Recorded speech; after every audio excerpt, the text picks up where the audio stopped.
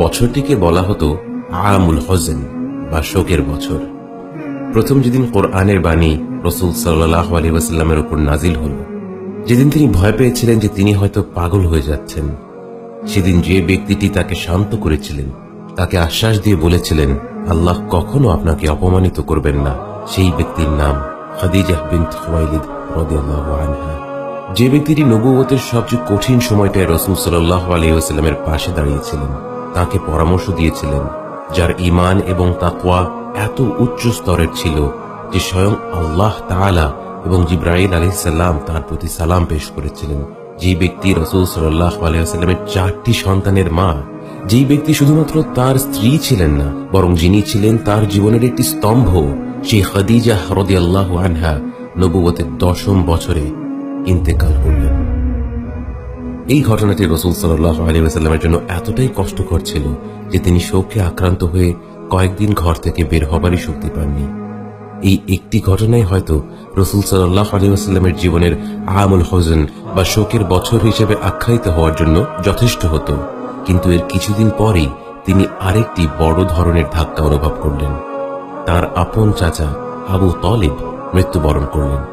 সম্পর্কে চাচা হলেও এতিম হয়ে জন্মগ্রহণ করা রাসূল সাল্লাল্লাহু আলাইহি ওয়াসাল্লাম, যিনি শৈশবে তার মা এবং দাদাকেও হারিয়েছিলেন, তার জন্য আবু তালিব অনেকটা বাবার মতোই ছিলেন। ব্যক্তিগত জীবনে যদি খাদিজা রাদিয়াল্লাহু আনহা তার সবচেয়ে বড় সহায়ক হয়ে থাকেন, তাহলে সামাজিক জীবনে অবশ্যই সেই অবস্থানে ছিলেন আবু তালিব।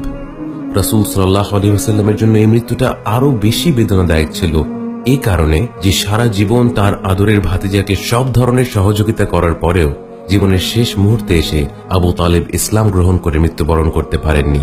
অল্প কিছুদিনের ব্যবধানেই রাসূল সাল্লাল্লাহু আলাইহি ওয়াসাল্লাম যেন একেবারে নিঃসঙ্গ হয়ে গেলেন। আবু তালিবের আশ্রয় হারিয়ে তিনি যেন সমাজে একেবারে দুর্বল হয়ে পড়লেন। তখনকার আরব সমাজে বংশের একজন মুরব্বী তার বংশের মানুষদের আশ্রয় দিয়ে থাকতেন। এটাকে অনেকটা বর্তমান যুগের নাগরিকত্বের মতো দেখা যেতে পারে। আবু তালিব মারা যাওয়ার পর বনু হাশেম বংশের নেতৃত্ব চলে গেল আবু লাহাবের কাছে, যে আত্মীয়তার খাতিরে রাসূল সাল্লাল্লাহু আলাইহি ওয়াসাল্লামকে কয়েকদিন আশ্রয় দিলেও ইসলামের প্রতি প্রবল ঘৃণার কারণে সে তার আশ্রয় উঠিয়ে নেয়। সেই সমাজে কারো আশ্রয় না থাকাটা বেশ ভয়ানক বিষয় ছিল। কেউ আপনার কোনো ক্ষতি করলে আপনার হয়ে সুশাসন চাওয়ার মতো কোনো মানুষ থাকবে না। আপনি নানা ধরনের হয়রানির শিকার হয়ে যেতে পারেন এবং রাসূল সাল্লাল্লাহু আলাইহি ওয়াসাল্লামের সাথে তেমনটাই হতে থাকলো। ব্যক্তিগত জীবনের প্রবল শোকের সাথে যোগ হলো সামাজিকভাবে বিভিন্নভাবে লাঞ্ছিত হওয়া। রাসূল সাল্লাল্লাহু আলাইহি ওয়াসাল্লাম দেখলেন এই মুহূর্তে মক্কার বাইরে ইসলামের বাণী প্রচার করাটা অত্যন্ত জরুরি। বর্তমানে যদিও আরব দেশের প্রধান 2 শহর বলতে আমরা মক্কা আর মদিনাকে বোঝাই, তখনকার সময় মদিনা, যার নাম ছিল ইয়াসরিব, তখনও পর্যন্ত তেমন গুরুত্বপূর্ণ কোনো শহর ছিল না, বরং মক্কার আরো কাছের শহর তায়েফের গুরুত্ব ছিল তুলনামূলকভাবে বেশি। রাসূল সাল্লাল্লাহু আলাইহি ওয়াসাল্লাম তাই ঠিক করলেন তিনি তায়েফ শহরে গিয়ে ইসলামের আহ্বান জানাবেন। মক্কা থেকে তায়েফের দূরত্ব ছিল 70 মাইল, কিন্তু কৌশলগত কারণেই হোক আর আর্থিক সংকটের কারণেই হোক রাসূল সাল্লাল্লাহু আলাইহি ওয়াসাল্লাম সেই পথ পাড়ি দিলেন পায়ে হেঁটেই, সাথে তার একমাত্র সঙ্গী তার দাস যায়েদ ইবনে হারিসা রাদিয়াল্লাহু আনহু। 70 মাইল দূরত্বের পথ, কথাটা বলতে খরচ হয় কয়েক সেকেন্ড, কিন্তু এর পেছনে যে ত্যাগ ছিল, যে কষ্ট ছিল, তা হয়তো বর্তমান যুগে একমাত্র ঘর ছেড়ে আসা শরণার্থীরাই উপলব্ধি করতে পারবে।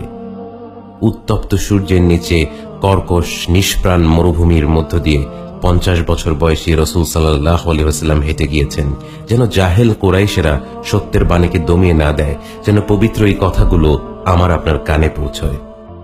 তায়েফ শহর তখন 3 ভাই দ্বারা পরিচালিত। তারা যার যার প্রশাসনের জায়গা ভাগ করে নিয়েছিল। রাসূল সাল্লাল্লাহু আলাইহি ওয়াসাল্লাম প্রথমেই তাদের কাছে ইসলামের বাণী পৌঁছে দেওয়ার কথা ঠিক করলেন, কারণ একটি সমাজের নেতারা যখন কোনো জীবন ব্যবস্থাকে গ্রহণ করে ফেলে, তখন সেখানকার সাধারণ মানুষের জন্য তা অনুসরণ করা সহজ হয়ে যায়। তিনি একে একে 3 ভাইয়ের সাথেই দেখা করলেন এবং প্রত্যেকে তার আহ্বানকে তুচ্ছ তাচ্ছিল্য করে প্রত্যাখ্যান করল। প্রথম জন তার আহ্বান শুনে এতটাই রাগান্বিত হয়েছিল যে সে বলল, আল্লাহ যদি সত্যি তোমাকে রাসূল হিসেবে পাঠিয়ে থাকেন, তাহলে আমি নিজ হাতে কাবার গিলাফটা ছিঁড়ে চূর্ণ বিচূর্ণ করে দিব। নাউযুবিল্লাহ। দ্বিতীয় জন ব্যঙ্গাত্মক ভঙ্গিতে বলল, আল্লাহকে রাসূল হিসেবে বেছে নেওয়ার জন্য তোমার থেকে ভালো কাউকে পাননি। এবং তৃতীয় ভাইও ব্যঙ্গ করে বলল, তুমি যদি সত্যি নবী হয়ে থাকো, তাহলে তোমার সাথে আমি কথা বলতে পারবো না, কারণ তুমি আমার অনেক ওপরে। আর তুমি যদি মিথ্যুক হয়ে থাকো তাহলেও আমি তোমার সাথে কথা বলতে পারবো না, কারণ তুমি আমার থেকে অনেক নিচু স্তরের মানুষ। অর্থাৎ সে ঘুরিয়ে মূলত এই কথাই বলল যে তুমি সত্য বলো বা মিথ্যা বলো, আমি তোমার কোনো কথাই গ্রহণ করব না। যেই রাসূল সাল্লাল্লাহু আলাইহি ওয়াসাল্লামের চরিত্র এত পরম, এত সুন্দর, যাকে স্বয়ং আল্লাহ বর্ণনা করে বলেছেন ইন্নাকা লাআলা খুলুকিন আযীম, নিঃসন্দেহে আপনার চরিত্র অবশ্যই অতি উচ্চতায় সমাসীন। যেই রাসূল সাল্লাল্লাহু আলাইহি ওয়াসাল্লামের সঙ্গে কেউ একবার কথা বললেই মুগ্ধ হয়ে যেতেন। আমি আপনি আমাদের শ্রেষ্ঠ ব্যবহার এবং কথা বলার ভঙ্গি দিয়েও যে মানুষটার কাছাকাছিও যেতে পারবো না, সেই মানুষের আমন্ত্রণের উত্তরে তায়েফের 3 নেতা এরকম বিভৎস মন্তব্য করে বসল। একের পর এক ধাক্কার পরও রাসূল সাল্লাল্লাহু আলাইহি ওয়াসাল্লাম হাল ছেড়ে দেননি, কারণ তিনি তো নিজের কথা ভাবছিলেন না। তিনি তো হাল ছেড়ে দিলেও জান্নাতে চলে যেতেন। তিনি তো তার কাছের মানুষদের কথাও ভাবছিলেন না, কারণ তার কাছের মানুষেরা তো অনেকেই ইসলাম গ্রহণ করেছিল। তিনি এত অপমান, এত লাঞ্ছনা সয়ে গেছেন যেন আমি আর আপনি একদিন হেদায়েত পাই, যেন আমরা শিরক থেকে মুক্ত হতে পারি। তাই তায়েফের নেতাদের এরকম নিকৃষ্ট আচরণের পরেও তিনি আশাহত হননি। সমাজের নেতারা না হলেও হয়তো সাধারণ মানুষদের মধ্যে কেউ সত্যকে চিহ্নিত করবে, অন্তত একজন হলেও হয়তো ইসলাম গ্রহণ করবে। তিনি সব মিলিয়ে সপ্তাহ থেকে 10 দিনের মতো তাইফ শহরে কাটালেন, কিন্তু কেউ তার আহ্বানে সাড়া দেয়নি। তিনি বুঝতে পারলেন এখন সেখান থেকে ফিরে আসাটাই সমীচীন হবে। কিন্তু সেখানকার মানুষ এতটাই নিকৃষ্ট মনোভাবের ছিল যে তারা শুধু রাসূল সাল্লাল্লাহু আলাইহি ওয়াসাল্লামকে অপমান আর প্রত্যাখ্যান করেই ক্ষান্ত হয়নি। তাদের নেতারা শহরের দুর্বৃত্তদের ডেকে বলল, এই দুজন যেন শহর থেকে সসম্মানে বের না হতে পারে। রাসূল সাল্লাল্লাহু আলাইহি ওয়াসাল্লাম এবং যায়েদ রাদিয়াল্লাহু আনহু শহর থেকে বের হতে হতে দেখলেন শহরের বাহির থেকে শুরু করে অনেক দূর পর্যন্ত রাস্তার দুপাশে মানুষ লাইন ধরে দাঁড়িয়ে আছে।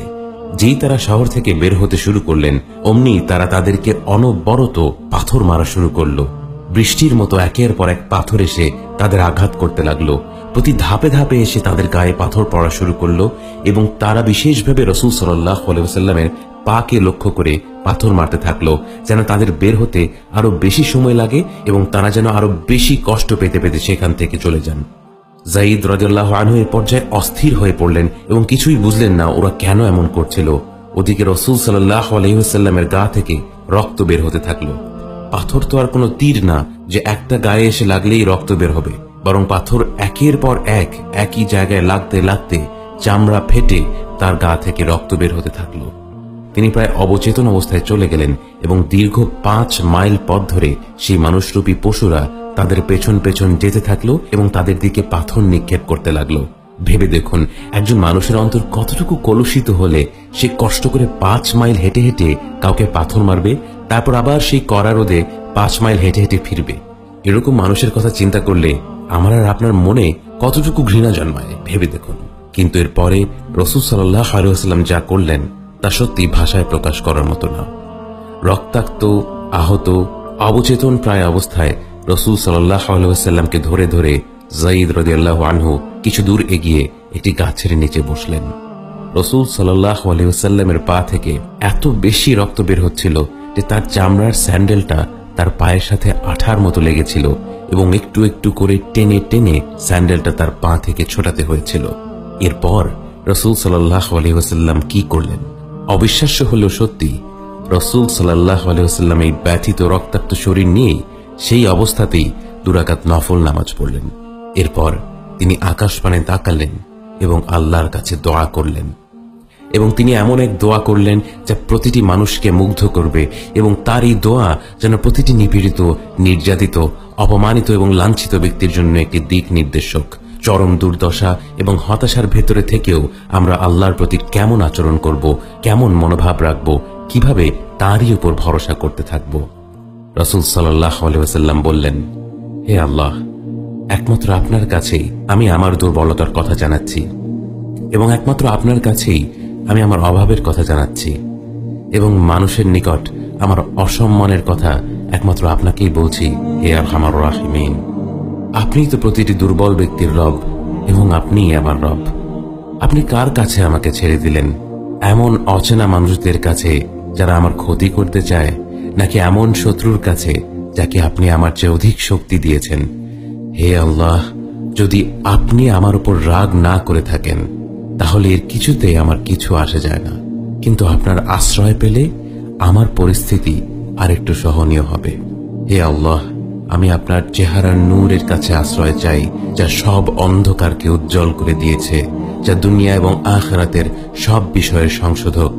আল্লাহ, আপনার রাগ এবং অসন্তুষ্টি থেকে আমি রেহাই চাই। আল্লাহ, এ সব কাজই শুধু আপনাকে খুশি করার জন্য করা, এবং আপনি ছাড়া কোনো শক্তি নেই, কোনো ক্ষমতা নেই। রাসূল সাল্লাল্লাহু আলাইহি ওয়াসাল্লামের দোয়া শেষে বা তার কিছুক্ষণ পর স্বয়ং জিবরাইল আলাইহিস সালাম তার কাছে এসে হাজির হলেন। এসে তাকে সালাম দিয়ে বললেন, আল্লাহ দেখেছেন ওরা তোমার সাথে কি করেছে, এবং আল্লাহ পাহাড়ের ফেরেশতাকে পাঠিয়েছেন তোমার আদেশ পালন করার জন্য। এবং এরপর পাহাড়ের ফেরেশতা রাসূল সাল্লাল্লাহু আলাইহি ওয়াসাল্লামকে সালাম দিয়ে বলল, আল্লাহ দেখেছেন ওরা আপনার সাথে কেমন আচরণ করেছে। আমি হলাম পাহাড় পরিচালনাকারী ফেরেশতা। আমাকে আপনার রব আপনার কাছে পাঠিয়েছেন যেন আপনি যা আদেশ করেন আমি তাই পালন করি। এবং রাসূল সাল্লাল্লাহু আলাইহি ওয়াসাল্লামের সাথে তায়েফের লোকদের আচরণ দেখে স্বয়ং ফেরেশতারাও এতটা ক্ষুব্ধ ছিল যে পাহাড়ের ফেরেশতা নিজ থেকেই রাসূল সাল্লাল্লাহু আলাইহি ওয়াসাল্লামকে বুদ্ধি দেওয়া শুরু করলো। সে বলল, আপনি চাইলে আমি ওদেরকে দুই পাহাড়ের মাঝখানে পিষে ধ্বংস করে দিতে পারি ইয়া রাসূলুল্লাহ সাল্লাল্লাহু আলাইহি ওয়াসাল্লাম।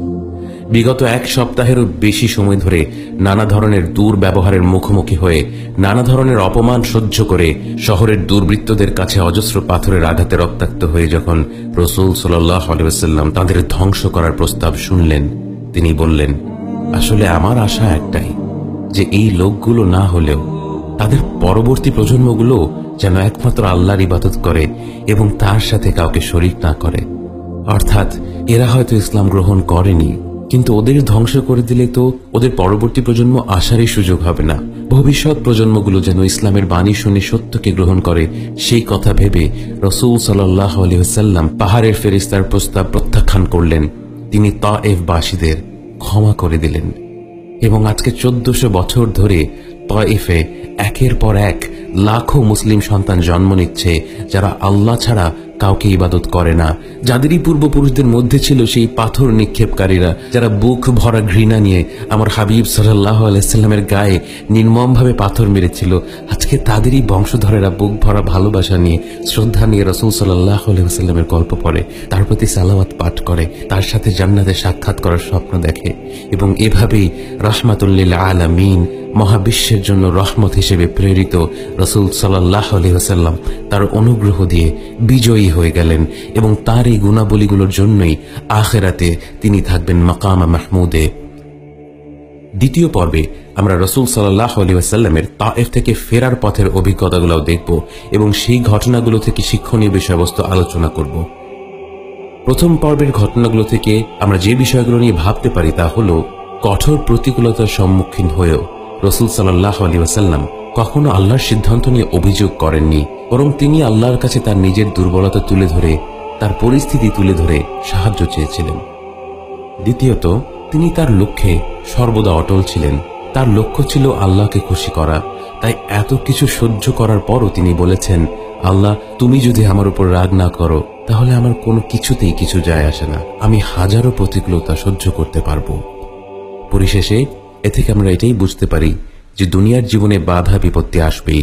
সর্বকালের সর্বশ্রেষ্ঠ সৃষ্টি আল্লাহর সবচেয়ে প্রিয় বান্দার জীবনে যদি এত কঠিন পরীক্ষা আসে, যার তুলনায় আমাদের সবার সমস্যাগুলোকে তুচ্ছ মনে হয়, তাহলে বুঝতে হবে প্রতিকূলতার সাথে মোকাবেলা করা এই জীবনেরই একটি নিয়ম। সব ধরনের সমস্যার সমাধান করে চিরকাল সুখে শান্তিতে থাকার নাম হচ্ছে জান্নাত। এটা এই জীবনে আশা করাটাই বোকামি। কিন্তু ঠিক যেমন রাসূল সাল্লাল্লাহু আলাইহি ওয়াসাল্লামের কাছে আল্লাহ তাআলা জিবরাইল আলাইহিস সালামকে পাঠিয়েছিলেন তাকে সহায়তা করার জন্য, তাকে সান্ত্বনা দেওয়ার জন্য, তেমনি করে আমাদের জীবনেও প্রতিকূলতার পরে ভালো সময় আসবেই। ফাইন্না মাআল উসরি ইউসরা, ইন্না মাআল উসরি ইউসরা। আমাদের করণীয় হচ্ছে বাধা বিপত্তির সময় হাল ছেড়ে না দিয়ে আল্লাহর উপর ভরসা করে জীবনের উদ্দেশ্য পূরণের দিকে এগিয়ে যাওয়া। আল্লাহ বিশ্বের সকল নিপীড়িত নির্যাতিত মুমিন বান্দাদের কঠোর পরীক্ষাগুলোকে সহজ করে দিন এবং আমাদের সকল গুনাহ মাফ করে দিন। আমিন।